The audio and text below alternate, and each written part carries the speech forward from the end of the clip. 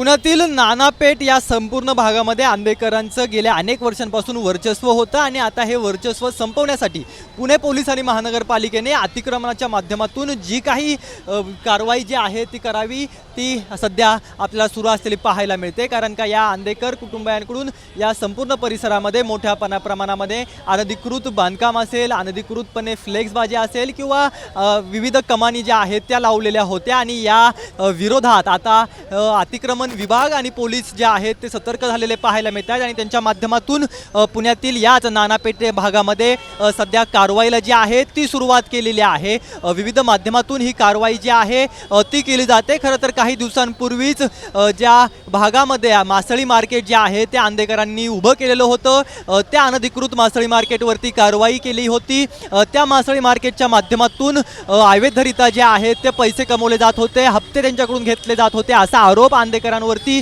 गेल्या कित्येक वर्षांपासून केला जात होता आणि ते संपवल्यानंतर आता अतिक्रमण विभागाने देखील कारवाईला जी आहे ती सुरुवात केलेली आपल्याला पाहायला मिळते। आपण पाहतोय की वनराज आंदेकर यांचा प्रथमतः याच काही भागामध्ये जो आहे तो खून करण्यात आलेला होता, त्याला वर्ष झालेलं आहे आणि त्याचे देखील पोस्टर जे आहेत ते या ठिकाणी लागलेले पाहायला मिळत आहेत आणि याच वनराज आंदेकरांच्या हत्येचा बदला म्हणून आयुष कोमकर यांची हत्या जी आहे ती काही दिवसांपूर्वी करण्यात आलेली होती। आंदेकर कुटुंब जे आहे ते आता जवळपास संपूर्ण कुटुंब तुरुंगामध्ये आहे, येरवडा जेलमध्ये आहे आणि आता या आंदेकर कुटुंबियांकडून ज्या पद्धतीने ही सगळी पोस्टरबाजी केलेली होती, अनधिकृतरित्या जे काही कारवाई जी आहे ती केलेली होती, या सगळ्याच्या विरोधामध्ये महापालिकेने आणि पोलीस प्रशासनाने बडगा जो आहे तो उभारलेला पाहायला मिळतोय। आपण पाहतोय की आता हे महापालिकेचे कर्मचारी जे आहेत ते हे संपूर्ण पोस्टर जे आहेत ते काढून टाकतायत। त्याचबरोबर ज्या पद्धतीने अनधिकृत बांधकामं असतील किंवा इतर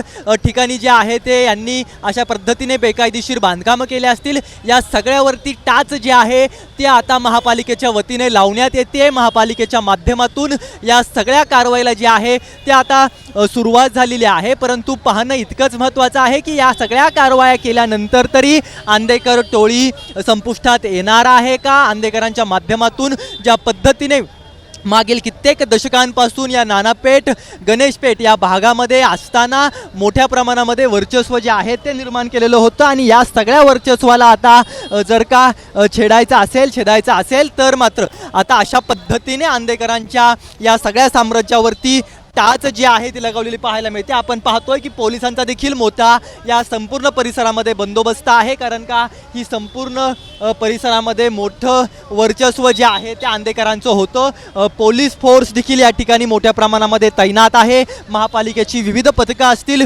महापालिकेची वाहनं असतील, ही सगळी या ठिकाणी पोहोचलेली आहेत आणि पोलिसांच्या बंदोबस्तामध्ये ही संपूर्ण कारवाई जी आहे ती सध्याच्या घडीला पुण्यातील नानापेठ या परिसरामध्ये केली जाते। पोलिसांचा देखील बंदोबस्त या संपूर्ण परिसरामध्ये आपल्याला सध्याच्या घडीला पाहायला मिळतोय, कारण का ज्या पद्धतीने मागील काही दिवसांपासून हे सगळं वर्चस्व निर्माण आंदेकरांनी मागील कित्येक दशकांपासून हे सगळं वर्चस्व निर्माण केलेलं होतं, या संपूर्ण भागामध्ये त्यांनी जे आहे ती त्यांची टोळी सक्रिय केलेली होती आणि या टोळीला जर का आता संपवायचं असेल तर आंदेकर सगळे कुटुंब तर तुरुंगामध्ये आहेच, न्यायालयीन कोठडीमध्ये हे सगळेजण आहेत, परंतु यांचं साम्राज्य सध्या उद्ध्वस्त करण्यासाठी पोलीस प्रशासन आणि महापालिका रस्त्यावर उतरल्याचं चित्र पाहायला मिळतंय। कॅमेरा पर्सन दीप मिश्रासह रोहन कदम, जय महाराष्ट्र न्यूज, पुणे।